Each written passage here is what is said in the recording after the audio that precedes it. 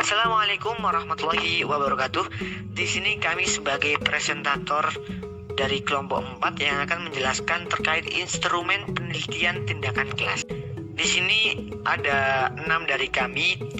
Ada Ja'far Shodiq, Ahmad Zahroni, ada Fatihatul Afifah, Idatul Fitriyah, Kumalasari, dan Dia Kusuma Dewi. Pengertian instrumen PTK.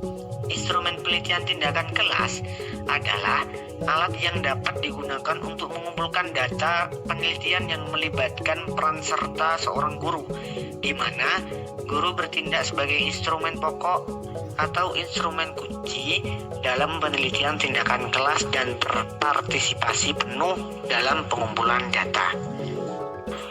Hal-hal yang harus diperhatikan saat menyusun penelitian tindakan kelas. Yang pertama, masalah dan variabel yang diteliti, termasuk indikator, sistematis, dan sistematika item dalam penelitian instrumen. Yang kedua, keterangan dalam instrumen sebagai alat pengumpul data, baik dari kegiatan, kesahihan, maupun objektivitasnya. Yang ketiga, jenis data yang diharapkan dari penggunaan instrumen harus jelas. Dan terakhir, mudah dan praktis digunakan, tetapi dapat menghasilkan data yang diperlukan. Selanjutnya, saya akan menerangkan langkah-langkah menyusun instrumen penelitian tindakan kelas. Yang pertama, menganalisis variabel penelitian. Menganalisis setiap variabel menjadi subvariabel, kemudian mengembangkan menjadi indikator-indikator. Yang kedua, menetapkan jenis instrumen. Pada tahap ini, jenis instrumen dapat ditetapkan manakala peneliti sudah memahami dengan pasti tentang variabel dan indikator penelitiannya. Satu variabel mungkin hanya memerlukan satu jenis instrumen. Yang ketiga yaitu menyusun kisi-kisi atau layout instrumen. Pada tahap ini, kisi-kisi instrumen diperlukan sebagai pedoman dalam merumuskan item instrumen. Dalam kisi-kisi itu harus mencakup ruang lingkup variabel penelitian, jenis-jenis pertanyaan, banyaknya pertanyaan, serta waktu yang dibutuhkan. Selain itu, dalam kisi-kisi juga harus digambarkan indikator dari setiap variabel. Misalnya, untuk menentukan prestasi belajar atau kemampuan subjek penelitian diukur dari tingkat pengetahuan, pemahaman, aplikasi, dan sebagainya. Selanjutnya, menyusun item instrumen. Berdasarkan kisi-kisi yang telah disusun, langkah selanjutnya adalah menyusun item pertanyaan, yaitu sesuai dengan jenis instrumen yang akan digunakan. Yang terakhir yaitu menguji coba instrumen. Dalam uji coba instrumen ini dilakukan untuk mengetahui tingkat reliabilitas dan validitas serta keterbacaan setiap item. Mungkin saja berdasarkan uji coba ada sejumlah item yang harus dibuang dan diganti dengan item yang baru. Selanjutnya yaitu jenis-jenis instrumen penelitian. Yang pertama terdapat observasi. Observasi yaitu teknik pengumpulan data dengan cara mengamati setiap kejadian yang berlangsung dan mencatatnya dengan alat observasi tentang hal yang akan diamati atau yang akan diteliti. Dalam instrumen observasi terdapat checklist, anecdotal record atau catatan, dan rating scale atau skala penilaian. Kemudian yang kedua terdapat wawancara. Wawancara yaitu teknik pengumpulan data dengan mengajukan pertanyaan secara lisan kepada subjek yang diteliti. Instrumen wawancara meliputi pedoman wawancara, list pertanyaan, dan tape recorder. Dalam penelitian tindakan kelas, jenis-jenis wawancara ada dua, yaitu wawancara secara insidental dan wawancara secara terencana. wawancara secara insidental ini wawancara yang langsung dipertanyakan dalam tempat tersebut. Sedangkan yang wawancara secara terencana, wawancaranya sudah disusun, sudah direncanakan sebelum melakukan kegiatan wawancara tersebut. Instrumen yang ketiga yaitu tes. Tes yaitu instrumen pengumpulan data untuk mengukur kemampuan siswa dalam aspek kognitif atau tingkat penguasaan materi pembelajaran.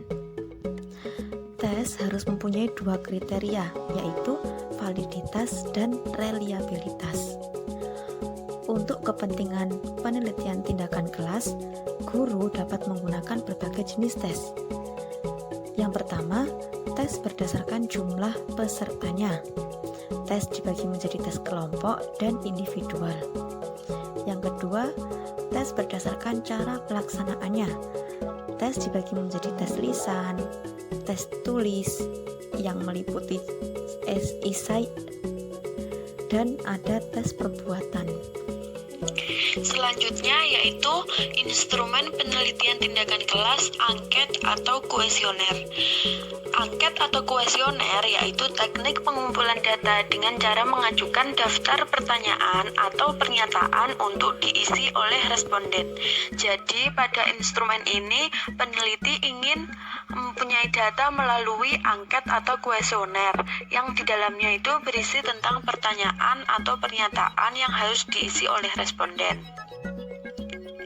Kemudian ada instrumen asesmen dan pekerjaan siswa, yaitu evaluasi terhadap prestasi belajar siswa dan pekerjaan siswa merupakan pekerjaan baik terstruktur maupun tidak terstruktur yang dilaksanakan oleh siswa baik di dalam kelas maupun di luar kelas.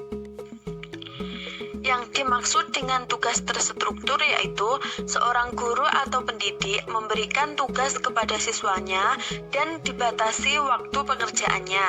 Contohnya, ada seorang guru memberikan tugas 3 soal matematika kepada siswanya dan harus dikumpulkan minggu depan atau pertemuan selanjutnya.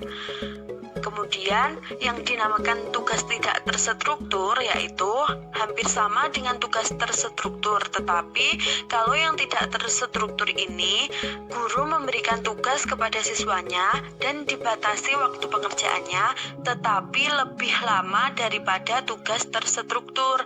Jadi contohnya, seorang guru memberikan tugas kepada siswanya untuk membaca buku selama 1 semester. Nah, apabila telah selesai, siswa melaporkan hasil membacanya kepada guru. Misalkan seperti siswa melaporkan apa isi buku tersebut, siapa pengarangnya, bagaimana alurnya, dan lain sebagainya. Instrumen selanjutnya yaitu audio tapping atau video tapping. Audio atau video tapping ini merupakan suatu rekaman audio atau rekaman video. Pasti kalian sudah tahu bentuknya seperti apa. Yang terakhir yaitu dokumentasi.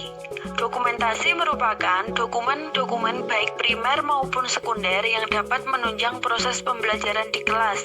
Contoh dokumentasi ini seperti foto, video, kemudian buku catatan, buku PR siswa, rencana pelajaran, dan lain sebagainya.